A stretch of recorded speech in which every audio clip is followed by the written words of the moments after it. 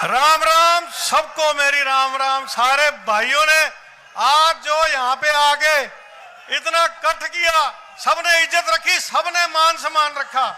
एक एक भाई का धन्यवाद और हमेशा ऋणी रहूंगा। एक एक भाई का धन्यवाद।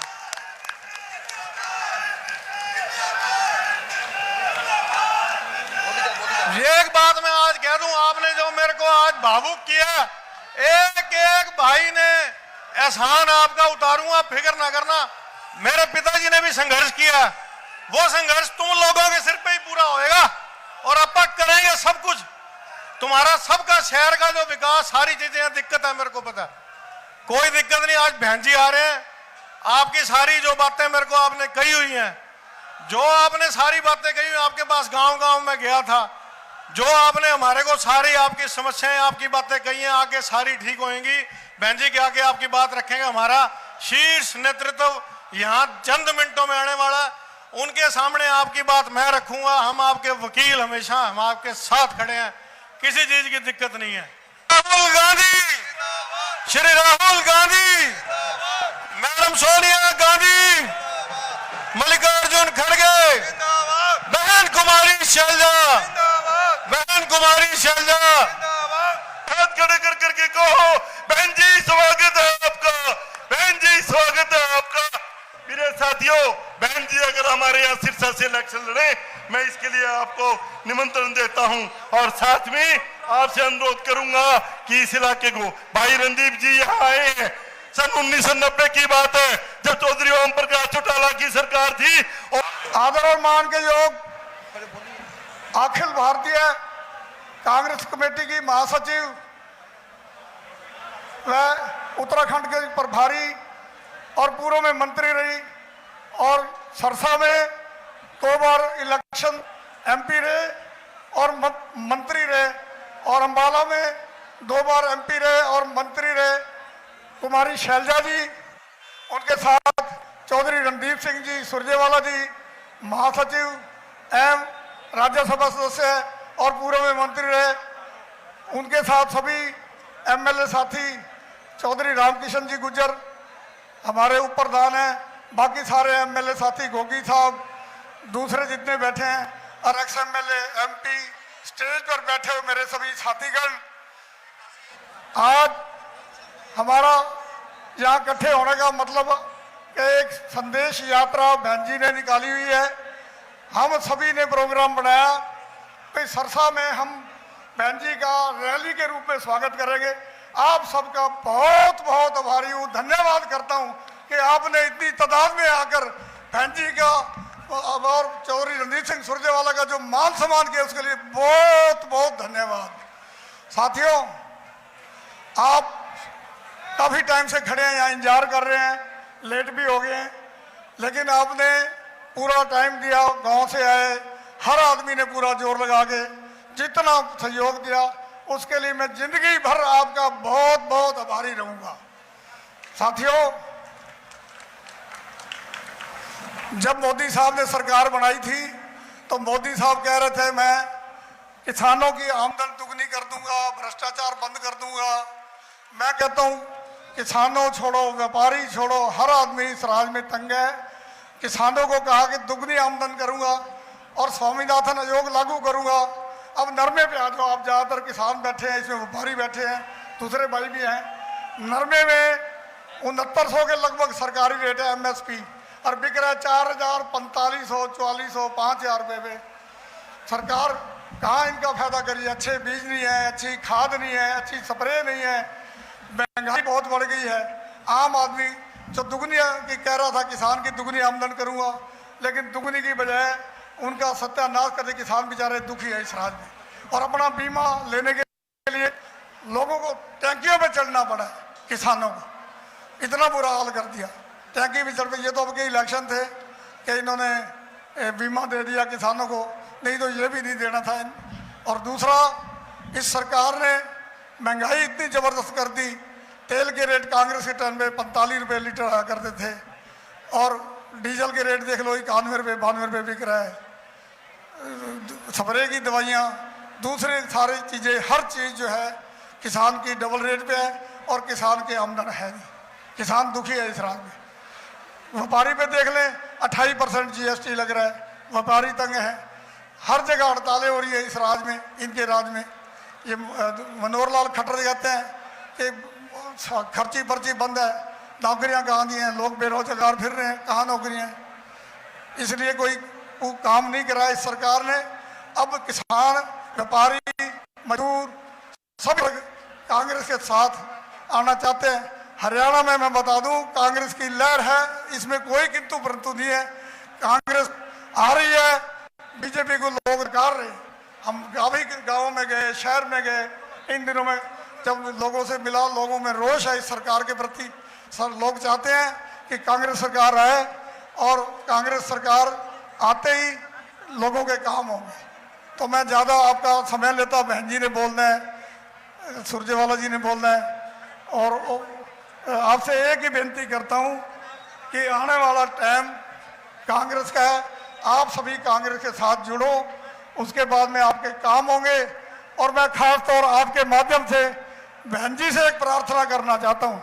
बहन जी, सरसा की जनता आपके साथ है, आपसे मेरी बेनती है, आप आपके MP का चुनाव यहाँ से लड़ो। अगर आपको पार्टी लड़ाती है तो हाथ खड़े करके सारे बहन जी को दिखा दो हम आपके साथ है, हाथ खड़े करके सारे दोनों हाथ, बस ये बहन जी को कह दो हम आपके साथ हैं, जो आप करोगे आपके साथ रहेंगे।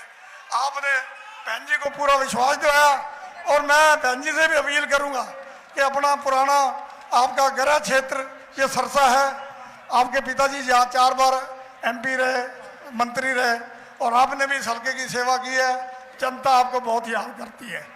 इसलिए मेरी आपसे प्रार्थना है कि आप आए और यहाँ की बागडोर भी संभालें, और हम तो ये भी चाहेंगे कि आप हरियाणा की बागडोर भी संभालो, ये भी हमारी इच्छा है।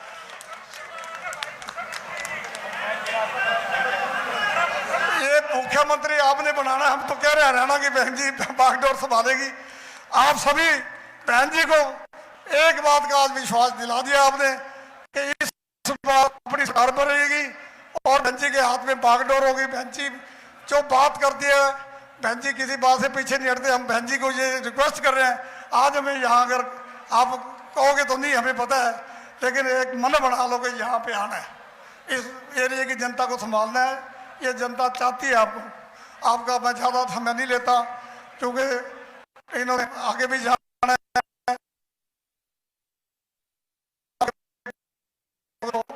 कर सके हमने सबने मिलजुल के मेहनत की है, सारे हमारे जिले के साथियों ने, सबका सहयोग मिला है, सबका बहुत बहुत धन्यवाद। आप सबका धन्यवाद जो आप सभी इतनी भारी तादाद में आए हैं, हमारा भी हौसला बढ़ा है। और आपने बहन जी का, चौधरी रणदीप सिंह सुरजेवाला का और नेताओं का जो आपने हौसला बढ़ा है, आपका बहुत बहुत धन्यवाद। जय हिंद, जय भारत। स्वागत करना श्री वीर भानजी मेहता पिताजी पगड़ी बना के बहन जी शैलजा जी का स्वागत करेंगे। सुरजेवाला जी का मेरा छोटा भाई वरुण सन्नी स्वागत करेगा।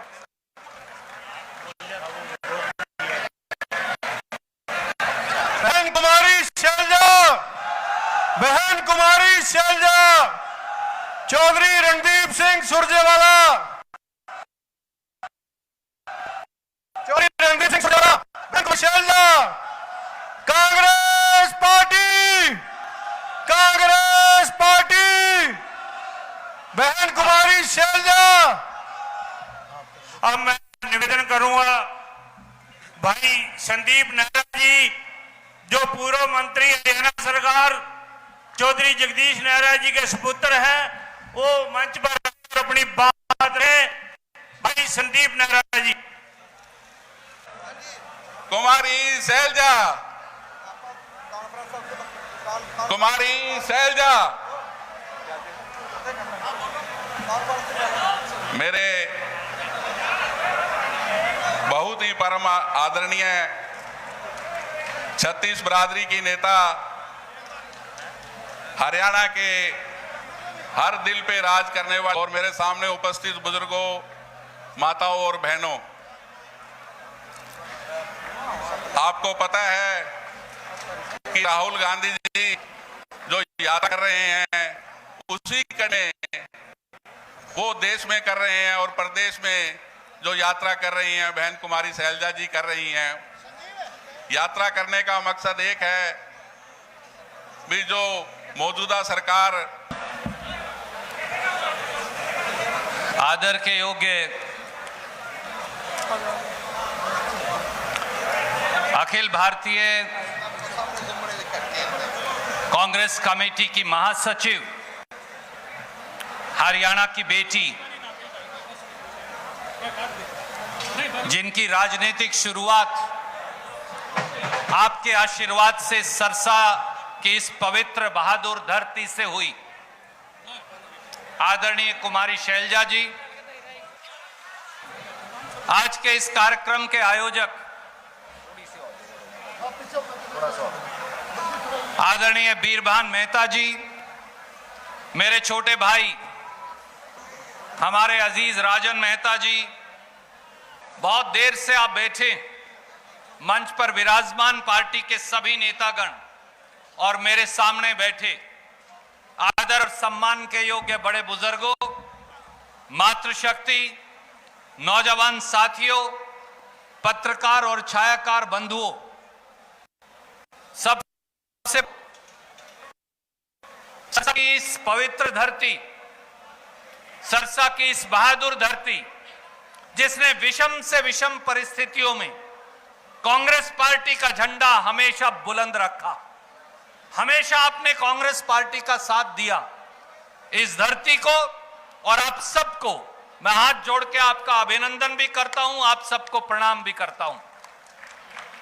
एक नारा भी लगा दीजिए, वाहेगुरु जी दा खालसा, वाहेगुरु जी दी फतेह। मेरे बुजुर्गों, साथियों, कांग्रेस संदेश यात्रा की आज सरसा की कड़ी में आज के इस कार्यक्रम का आयोजन मेहता जी और सब साथियों ने मिलकर किया। मैं बीरभान मेहता जी को, राजन भाई को, कांग्रेस पार्टी के सभी साथियों को भी बहुत सारी शुभकामनाएं देता हूं। आपको साधुवाद है इस कामयाब कार्यक्रम के आयोजन के लिए। बुजुर्गों, साथियों, कांग्रेस संदेश यात्रा शैलजा जी, मैं, किरण जी और हम सब लेकर क्यों निकले, इसका लक्ष्य क्या है, इसका निशाना क्या है, क्यों आप सबको हमने आज यहां तकलीफ दी एकत्रित करके, 2 मिनट में मैं उसकी चर्चा आपसे करना चाहूंगा।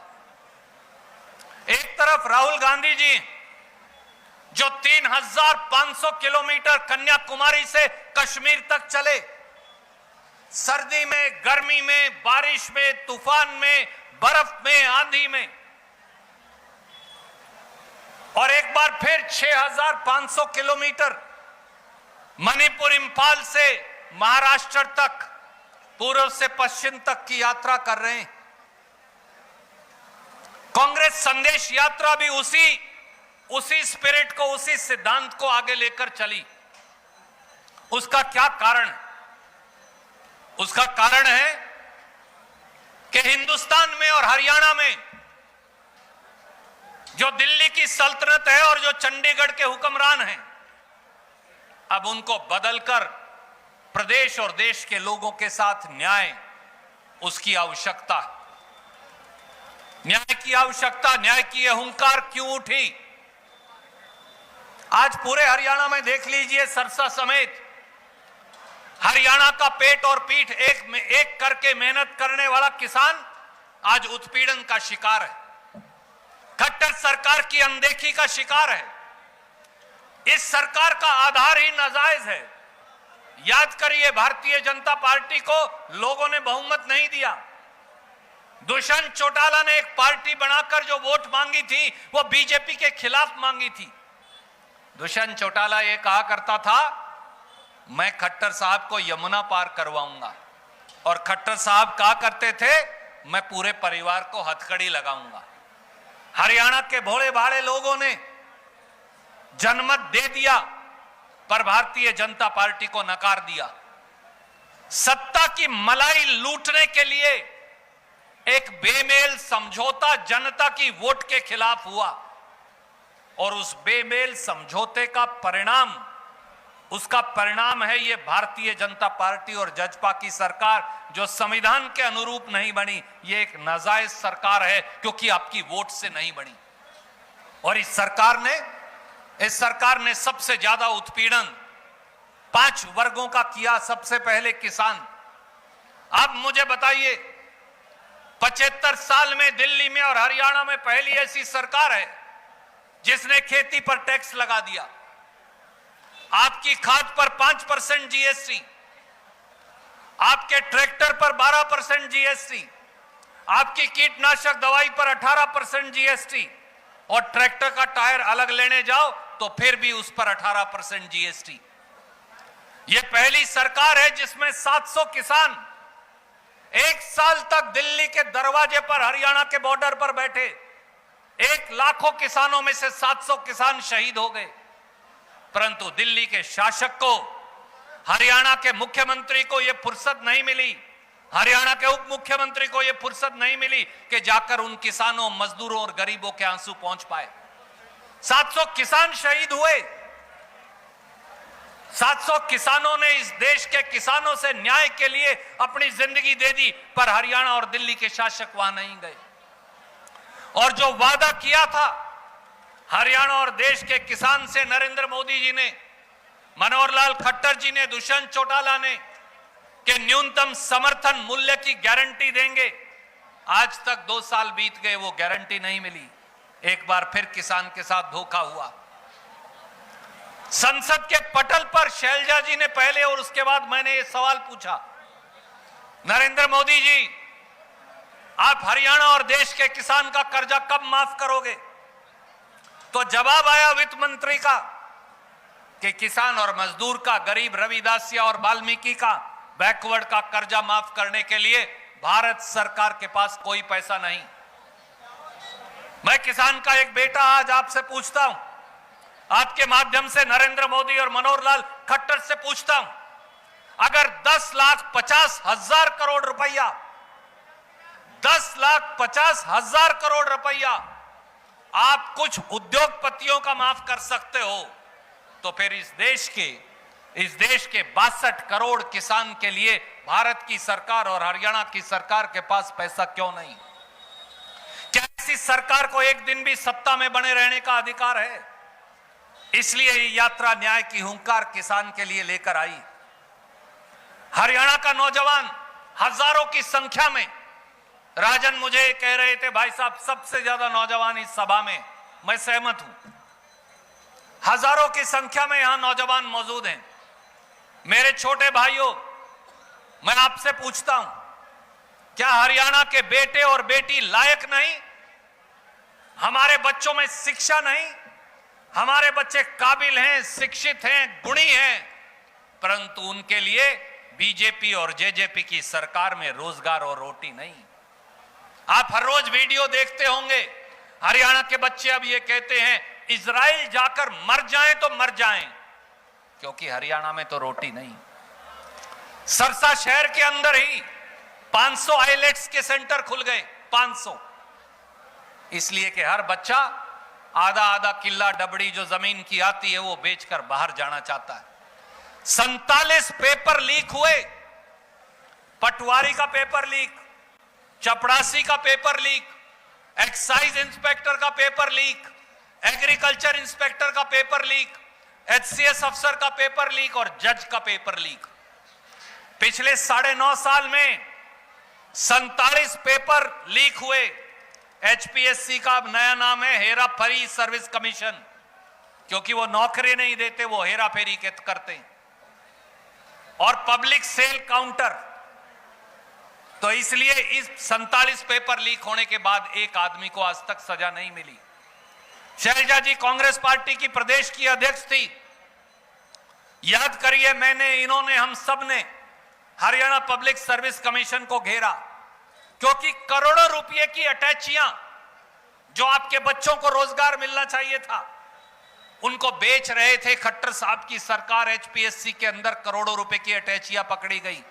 मैं आज आपसे पूछता हूं, खट्टर साहब, 9.5 साल में एक आदमी को सजा मिली, 9.5 साल में एक आदमी जेल में गया, 9.5 साल में आपने ये बताया कौन सा वो सफेद पोश है जो चंडीगढ़ की गद्दी के ऊपर बैठा है सचिवालय में और हमारी बेटियों और बच्चों की नौकरी खा रहा है। और खट्टर साहब अब तो नए नए जुमले घड़ने लग गए, जुमलों के सरदार देश के बन गए। 23 दिसंबर को, इसी 23 दिसंबर जो पिछले साल की गई, हरियाणा की विधानसभा में कहा, पत्रकार साथी नोट कर लें, 1,06,000 नौकरियां दी सरकारी 9.5 साल में, और परसों हिसार में कह दिया 30 लाख नौकरियां दी। ऐसा कौन सा मुख्यमंत्री है जो 35 दिन में 29 लाख नौकरियां दे सकता है? शायद ये मनोहर लाल खट्टर जी पहले मुख्यमंत्री होंगे। और अब क्या कहते हैं, हम नौकरियां देना चाहते हैं पर पेपर जो रिजल्ट रोकने वाले गैंग हैं वो अदालत चले जाते हैं। खट्टर साहब, संविधान दिवस पर आप संविधान की शपथ की अवहेलना कर रहे हैं, मैं इल्जाम लगाता हूं आपके ऊपर। बाबा साहब अंबेडकर, पंडित जवाहरलाल नेहरू, सरदार वल्लभ भाई पटेल, राजेंद्र प्रसाद जी ने यह संविधान इसलिए बनाया था कि देश के लोगों को सरकार के कुकृत्यों को उजागर करने का अधिकार मिले। अगर आप हेराफेरी करेंगे, अगर पेपर लीक करेंगे, अगर हमारे बच्चों का हक छीनेंगे, अगर आप आरक्षण छीनेंगे, तो क्या हमारे बच्चों को अब अदालत में जाने का अधिकार भी नहीं? अदालत जाएंगे तो आप उन्हें गैंग बोलेंगे? सच्चाई ये है, हेरा फेरी करे खट्टर सरकार और इल्जाम लगाते हैं आज भी हरियाणा के नौजवानों पर। और एक बात और कहकर मैं मेरी वाणी को विराम दूंगा। मेरी बहनें यहां बैठी हैं, सबसे ज्यादा महंगाई की मार अगर किसी पे पड़ी, शैलजा जी इसे और तफसील से बताएंगी, तो हमारी महिलाओं पर पड़ी। 400 रुपए का गैस सिलेंडर था जब कांग्रेस पार्टी का राज था 2014 तक, आज वही गैस सिलेंडर आपको 1150 रुपए का मिलता है। 60 रुपए किलो की दाल थी, आज वो 150 और 200 रुपए की है। 50 और 60 रुपया खाने का तेल था, आज वो 150 और 200 रुपया है। गरीब आदमी, गरीब रविदासिया, गरीब वाल्मीकि, छोटा छोटा दुकानदार, गरीब किसान, भूमिहीन मजदूर कहां जाए? आज उनके हकों पर हमला बोला जा रहा है, आज देश के संविधान पर हमला बोला जा रहा है। आज गरीब रविदासिया और वाल्मीकि बच्चों का, बैकवर्ड क्लास के बच्चों का वजीफा छीना जा रहा है। 1ली से 8वीं क्लास तक का तो वजीफा ही बंद कर दिया। आज पीला कार्ड, गुलाबी कार्ड लेने के लिए बीजेपी के एमएलए और एमपी के पास भटकते हैं हमारे लोग, गरीब आदमी भटकता है। पूरा का पूरा हरियाणा खट्टर साहब ने लाइनों में खड़ा कर दिया, बोले परिवार पहचान पत्र बनाओ। एक आदमी घर का हर रोज सवेरे दफ्तरों में भटकता है। सरसा शहर के हमारे भाई बहन जानते हैं, प्रॉपर्टी आईडी के नाम पर सरसा शहर में, डब्बावाड़ी में, पूरे हरियाणा में जो लूट हुई वो हम सब जानते हैं। इसलिए बुजुर्गों, साथियों, मैं केवल आपको यह कहूंगा, ये कांग्रेस संदेश यात्रा और भारत जोड़ो यात्रा सत्ता परिवर्तन और व्यवस्था परिवर्तन का एक बिगुल है।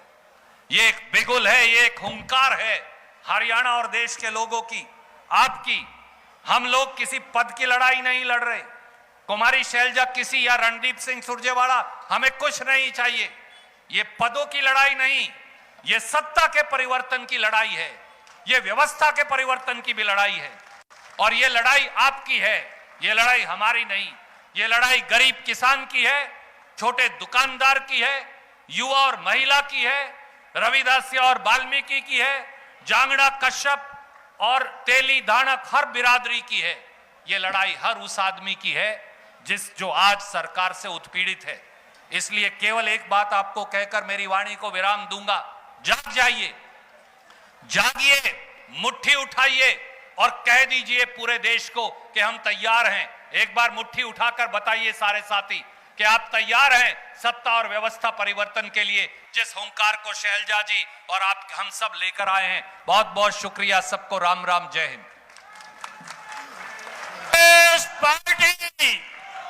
कांग्रेस पार्टी मेरा आदरणीय बहन शैलजा जी, भाई रणदीप सुरजेवाला जी मैं न प्रार्थना केवल कि आप सरसा सभी की जाते हैं। बेटी, आपने जाना नहीं है। जिला की शान, प्रदेश की शान, पूरे भारतवर्ष की कांग्रेस पार्टी की रीढ़ की हड्डी और हमारे देश की प्रमुख नेता आदरणीय बहन कुमारी शैलजा जी, जो पूर्व मंत्री भारत सरकार रही हैं और सीडब्ल्यूसी की सदस्य हैं। आप समझते हो सीडब्ल्यूसी और एआईसी की महासचिव हैं, वो आए और अपनी बात रखें।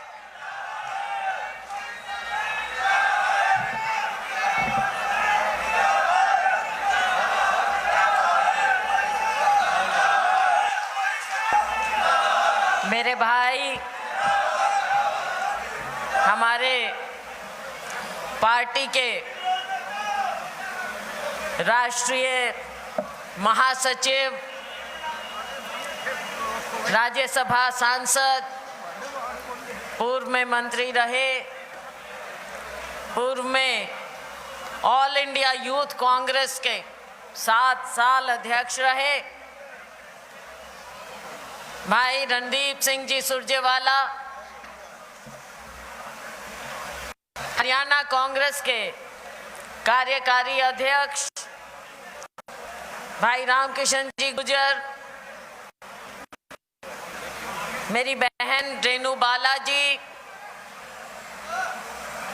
सढौरा से हमारी विधायक, थोड़ी सी शांति, असम से हमारे विधायक शमशेर सिंह जी गोगी, कालका से हमारे विधायक श्री प्रदीप चौधरी जी, हमारे पूर्व विधायक बलवान जी दौलतपुरिया, हमारे पूर्व विधायक रणधीर जी धीरा, हमारे सीनियर नेता पूर्व मंत्री श्री अतर सिंह जी सैनी,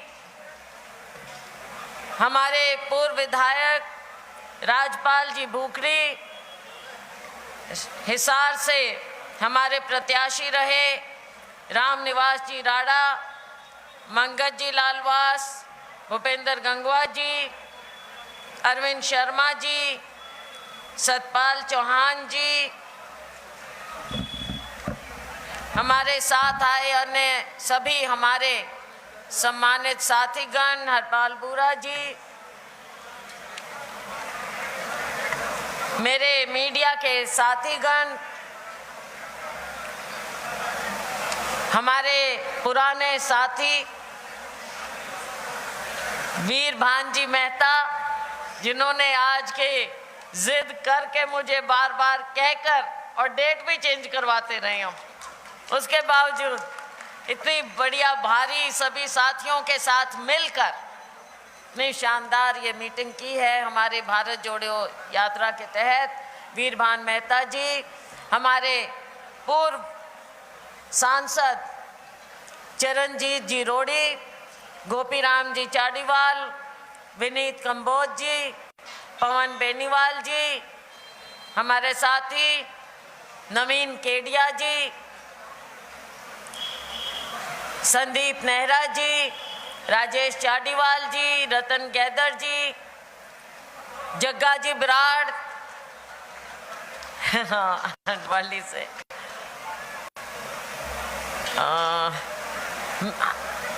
मेरी बहन करमजीत कौर जी, बहुत ही मेहनती बहन है, प्रेम शर्मा जी, हमारे साथी पुराने कर्मठ करनेल सिंह जी, हमारा छोटा भाई राजन मेहता जी, मेरी बहन सरपंच हैं, बहुत दमदार हैं, संतोष बेनीवाल जी, रामचंद्र जी लिम्बा, हमारा भाई नाम भी छोटू है, छोटू सहारण जी,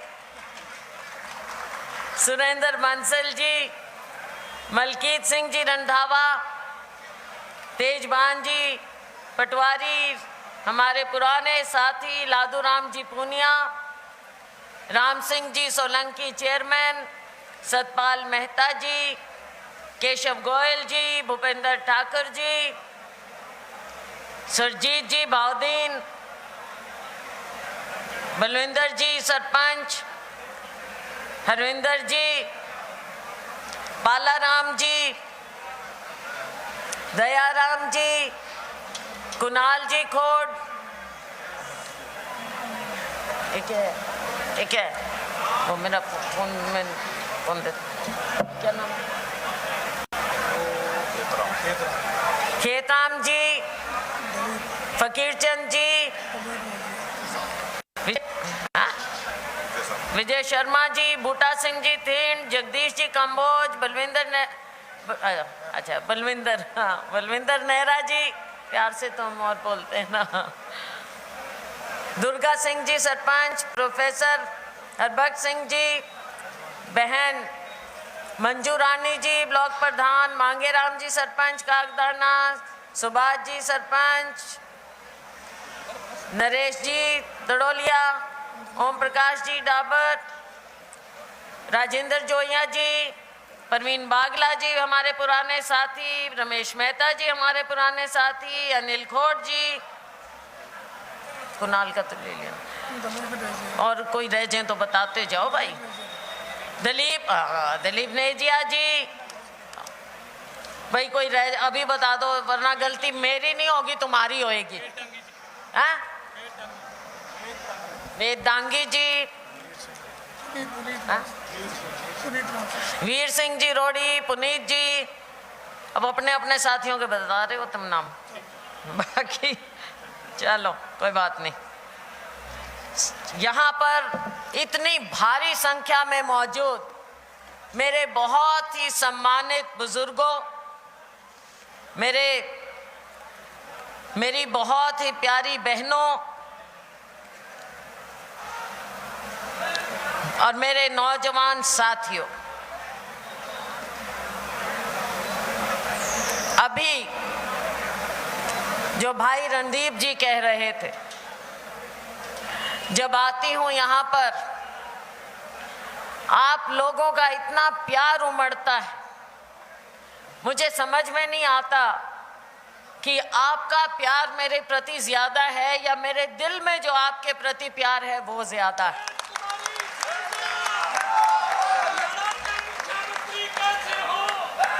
साथियों, ये कहने वाली बात नहीं, ये दिल की बात है,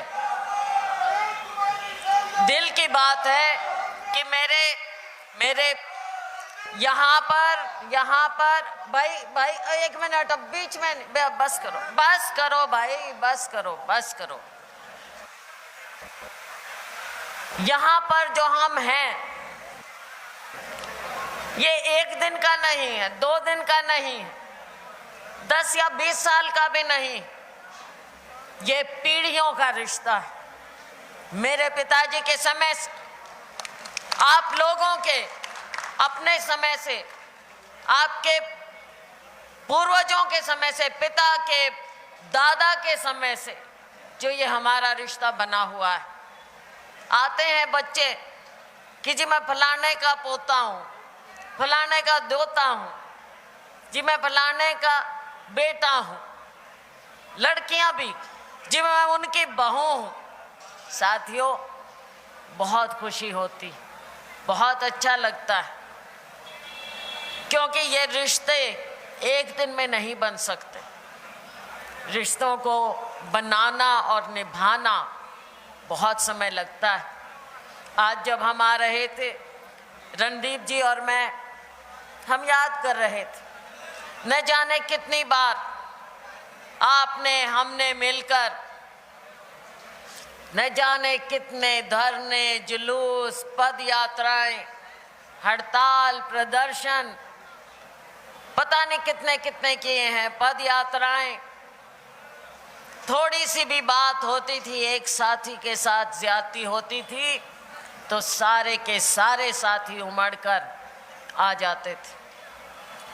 साथियों, ये प्यार हमने, ये आशीर्वाद बनाए रखना है। पहली बार जब मैं आई, मुझे तो भाषण भी नहीं देना आता था, खड़ी होके राम राम करके मैं तो बैठ गई थी। कि आशीर्वाद देना। मेरे पिताजी स्वर्गीय चौधरी दलबीर सिंह जी ने लंबे समय आप लोगों के बीच में रहे, मुझे भी आशीर्वाद देना, और आपने पूरा प्यार और आशीर्वाद मुझे दिया।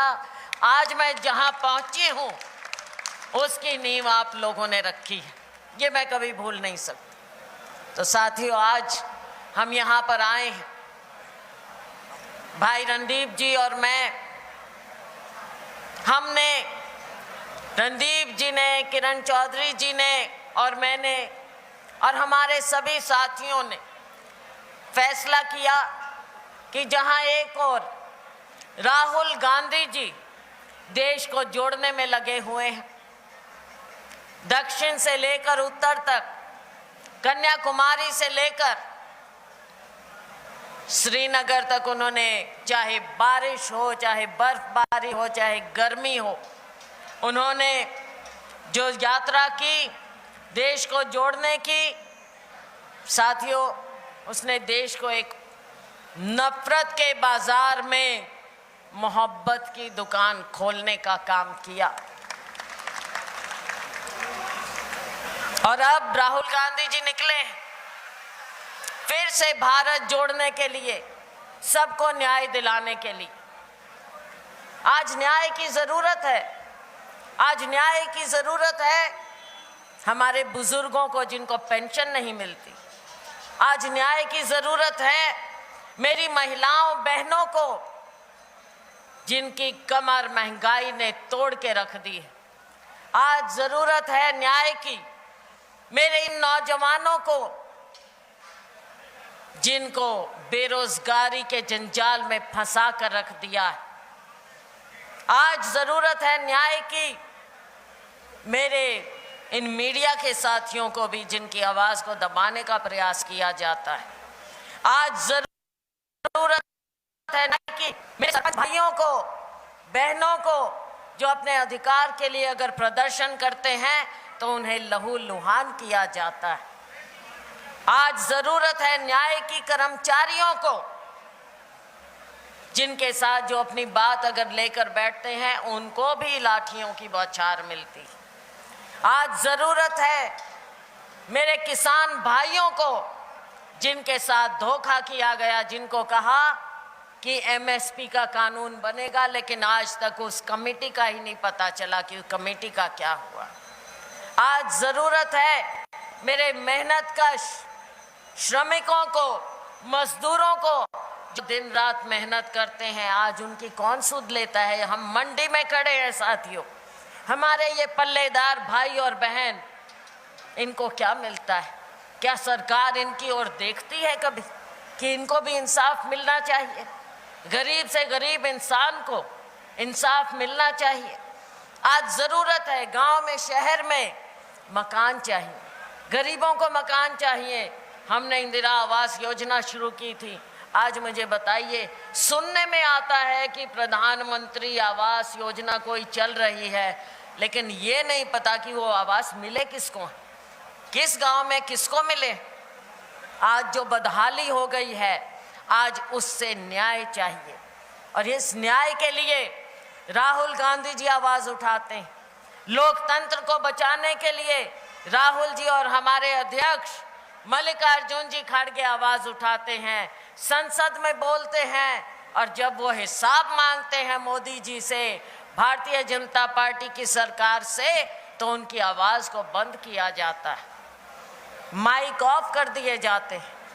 और राहुल जी के साथ तो आपने देखा था क्या साजिश रची गई, उनकी सदस्यता ही भंग हो गई और जाकर न्यायपालिका से, सुप्रीम कोर्ट से उनको राहत मिली, क्योंकि आवाज उठाते हैं। राहुल गांधी जी ना डरते हैं और नारा दिया है कि डरो मत, डरो मत, और जो डरेगा नहीं साथियों, जीत उसी की होगी जो डरेगा नहीं। सच्चाई की जीत होती है, बुराई की जीत नहीं।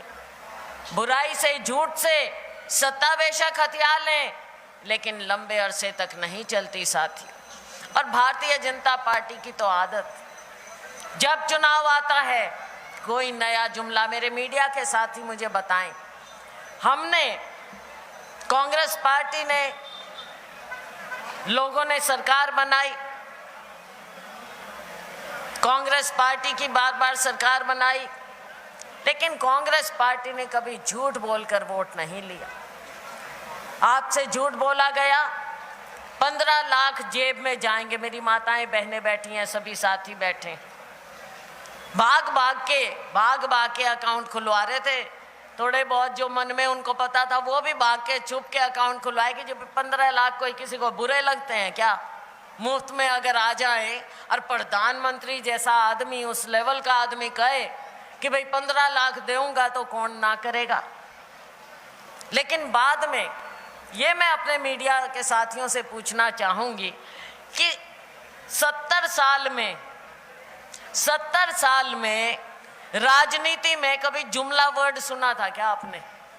हमने तो कभी नहीं सुना, क्योंकि हमने कभी जुमलेबाजी की नहीं कांग्रेस ने। लेकिन जब इनकी सरकार बनी, इनके गृह मंत्री ने बोला, जब उनसे पूछा गया कि आपने 15 लाख कहे, हर साल 2 करोड़ रोजगार देने की बात कही, कहाँ गए? उन्होंने कहा ये तो चुनावी जुमला था। साथियों, जुमलेबाजी शब्द ये लोग लेकर आए हैं, और जब चुनाव आता है कोई ना कोई बात। इस बार भगवान राम, मुझे बताइए, अपने दिल पे हाथ रख के मुझे बता दे एक भी भाई या बहन कि राम किसके दिल में नहीं है?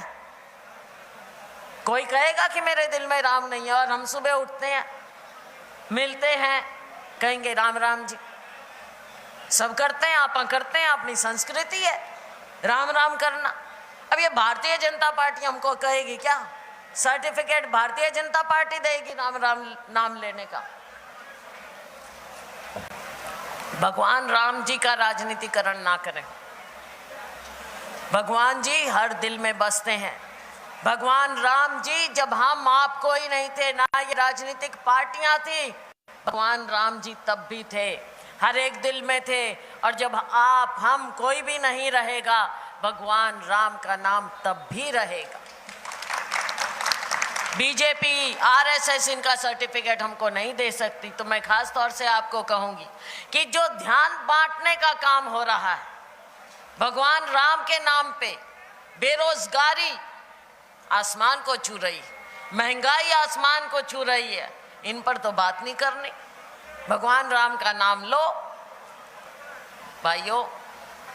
इन चीज़ों से बहनों सावधान रहना है। और हम अपने हरियाणा की भी बात करें, मुझे बताओ, अभी भाई रणदीप जी बताए, घोटाले पे घोटाले कितने हुए हैं? मीडिया के मेरे साथी, आप लोगों ने तो गिने होंगे, आप तो रिपोर्टिंग करते हो।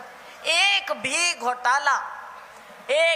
घोटाला मुझे बताइए जिसका अंजाम निकला हो और जो लोगों को, जिसमें पकड़े गए हो लोग और उनको सजा हुई हो, मुझे बता दो।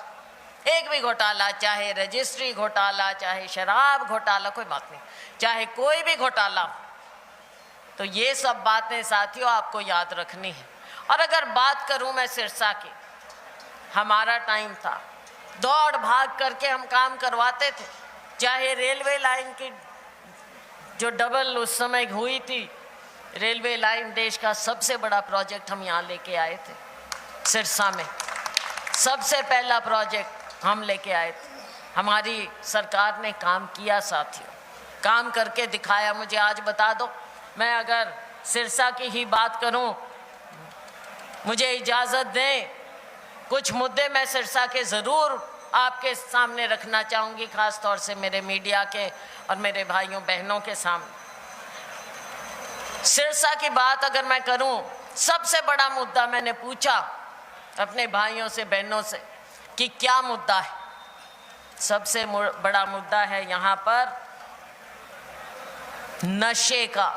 घर के घर बर्बाद हो रहे हैं साथियों, और ये प्रशासन और शासन ऐसा लगता है कि आंख मीच कर बैठा है। हमारी नस्ल की नस्ल खराब हो रही है आगे के लिए, हमारे नौजवान खत्म हो जाते हैं, परिवार नष्ट हो जाते हैं, लेकिन इस सरकार के कान पे जूं तक नहीं रेंग रही है। सिरसा में क्यों इतना नशा फैल रहा है, इसका जवाब इस सरकार को देना पड़ेगा और आप लोगों ने इनसे पूछना पड़ेगा।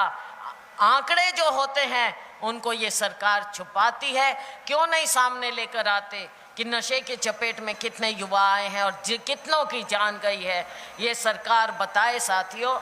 और एक ये जो रोजगार नहीं दे रही, बेरोजगारी जो बढ़ती जा रही है, CMI की रिपोर्ट जो कहती है कि सबसे ज़्यादा बेरोजगारी हरियाणा में है। मैं कहना चाहूँगी कि हमारी सरकार आएगी तो इस सरकार की जो कारगुजारी रही है, हम श्वेत पत्र लेकर आएंगे कि इन्होंने रोजगार के नाम पर, परीक्षाओं के नाम पर और जो धांधलियाँ हुई हैं, जितने भी पेपर लीक हुए हैं, जो आपके साथ इन्होंने किया, उस पर हम श्वेत पत्र लेकर आएंगे साथियों। साथियों, मैं कुछ घोषणाएं आपको याद दिलाना चाहूंगी जो इस राज्य सरकार ने की आपके। 2017 में केंद्र की मंत्री स्मृति ईरानी जी ने घोषणा की थी, कहा था कि पानीपत में तो कारपेट क्लस्टर बनाएंगे और सिरसा में हौजरी क्लस्टर बनाएंगे। मुझे बताओ, सुना है क्या हौजरी क्लस्टर यहाँ पे कहीं सुना है? साथियों बताइयो, मीडिया के साथी आप तो बड़े जागरूक हो भाई। आप भी भूल गए, मुझे लगता है सब भूल गए घोषणाएं। सरकार तो भूल ही गई, लेकिन मैं याद दिलाऊंगी आप। 2017 में स्मृति ईरानी जी ने घोषणा की थी। आप बता देना कहीं वो क्लस्टर आपको मिल रहा हो तो रिपोर्टिंग कर देना, हम भी मान जाएंगे। 2018 में मेडिकल कॉलेज बनाने की घोषणा की गई। नवंबर 22 में कुरुक्षेत्र के एक कार्यक्रम में हमारी माननीय महामहिम राष्ट्रपति महोदया मुर्मू जी ने उसका शिलान्यास तक कर दिया था। लेकिन मुझे ये बता दो कि आज तक कोई काम शुरू हुआ है मेडिकल कॉलेज का? हुआ है? किसी को पता है?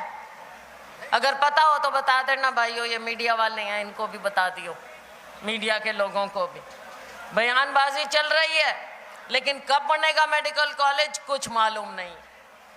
2015 में घोषणा की गई थी कि अनाज मंडी, सब्जी मंडी, लक्कड़ मंडी और डेयरियों को शहर के बाहर किया जाएगा और जल्दी काम शुरू कर लेंगे। जमीन भी देख ली है, हो गया क्या? बाहर कर दी, मंडियां खुल गई, नई मंडी बन गई सब्जी की, अनाज की। अब आप देख लो, 2015 में सरकार ने घोषणा की थी कि जो पुरानी डीसी कोठी, मेरे तो याद है वहाँ हमने बहुत धरने जुलूस किए भाई, लाठियाँ भी खाई थी हमने वहाँ पे। पुरानी डीसी का जो था घर था, नहर कॉलोनी वाली भूमि पर मल्टीपर्पज मार्केट और मल्टी स्टोरी पार्किंग बनाई जाएगी। बन गई है क्या? देख के आए, चलें देखने। बढ़िया मार्केट बन गई होगी, पार्किंग भी करते होंगे लोग जो मार्केट में आते हैं। अगर हो तो साथियों फोटो छाप देना आप अपने अपने अखबारों में, दिखा देना अपने अपने चैनल में। 2015 में सरकार ने सिरसा नगर में दूसरा ओवर ब्रिज बनाने की घोषणा की थी। 2015, आज क्या हो गया? 14, आज हो गया 24। 9 साल में तैयार हो गए होंगे ब्रिज, तो ओवर ब्रिज तैयार हो गया होगा। अपनी गाड़ी उस पे से नहीं आई क्या? कुछ तो लोग आए होंगे उस पे से चढ़ के। 25 करोड़ का बजट भी जारी किया है, लेकिन आज तक ब्रिज की ईंट भी नहीं नजर आई हो। 2018 में साउथ बाईपास बनाने की घोषणा की और 10 करोड़ का बजट भी जारी करने का दावा किया गया था, लेकिन शायद वो भी घोषणा ही रहेगी। बाईपास का कुछ मालूम नहीं है, साउथ बाईपास कहाँ है। नगर परिषद से अलग कार्यालय बनाने की घोषणा की सरकार ने और 10 करोड़ का बजट भी जारी किया। तो बता दो नगर परिषद के कोई जुड़े हुए साथी कि क्या हो रहा है? कार्यालय तो भटक ही रहा है नगर में। हाँ, ये क्योंकि एक मेन मुद्दा है, बरसाती पानी की निकासी के लिए 8 करोड़ की योजना तैयार की और जिसका बजट बाद में बढ़ा के 38 करोड़ कर दिया साथियों, लेकिन आज तक इस पर कोई एक्शन नहीं हुआ है।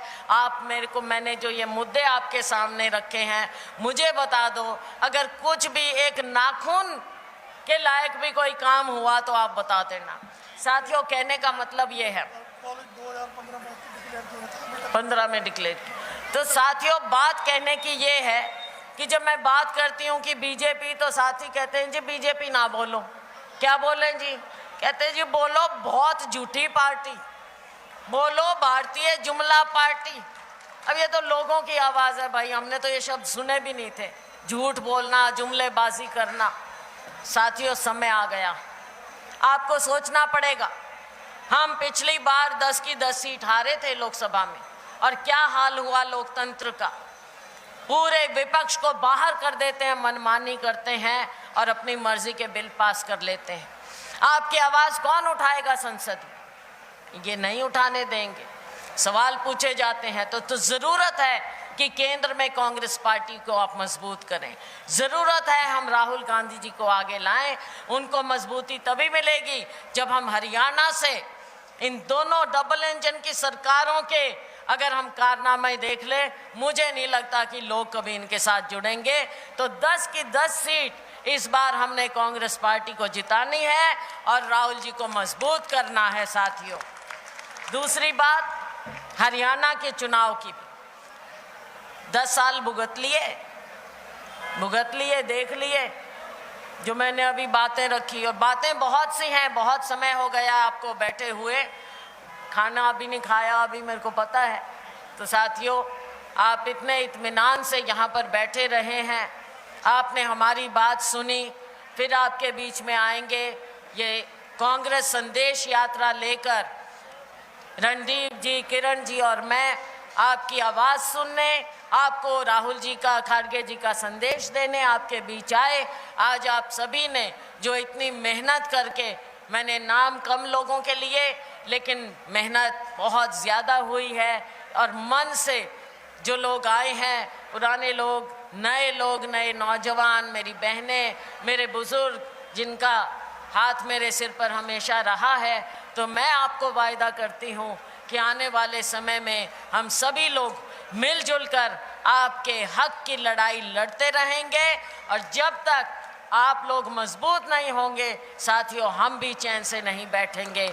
आपका बहुत बहुत धन्यवाद। जय हिंद।